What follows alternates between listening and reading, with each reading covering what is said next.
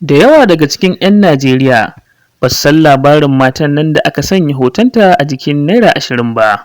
Ita dai wannan mata da hotonta ke jikin Naira 20 na kuɗin Najeriya, wato ƙwararriya kuma fitacciyar mai sana'ar ƙera tukwane ce, wacce ake kira da suna Ladi Kwali. An haifi Ladi Kwali a shekarar 1925 a garin Kwali wanda ke birnin tarayya Abuja. Amma wasu masanan sun ce an haife ta ne a shekarar 1920. Ladi Kwali ta taso ne a gidansu inda mata ke sana'ar ƙera tukwane don su samu abin da za su rufa wa kansu asiri. Ta koyi sana'ar ƙera tukwane ne tun tana ƙaramar yarinya a wajen ƙanwar mahaifiyarta.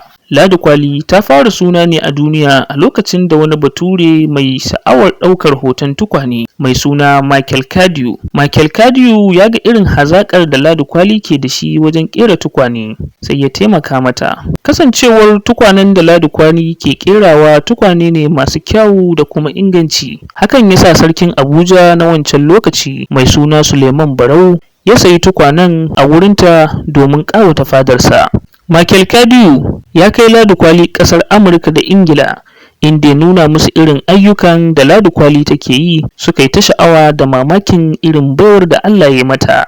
Wasu daga cikin lambobin yabo da wannan baiwar Allah ta samu: a shekarar 1962 an karrama ta da MBE, wato Member of the Order of British Empire. Gwamnatin Najeriya ta karrama ta da lambar yabo mafi girma na ilimi, wato Nigerian National Order of Merit Award.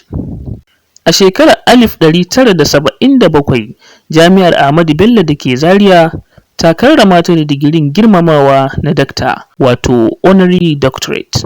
An sanya sunanta a wani babban layi da ke birnin tarayya Abuja, wato Ladi Kwali Street.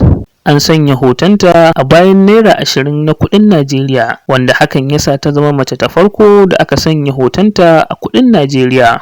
Ladi Kwali ta rasu a ranar 12 ga watan Agusta, ta rasu kuma tana da shekara 59 a duniya. Daga naku Nura Mu'azzam Bichi.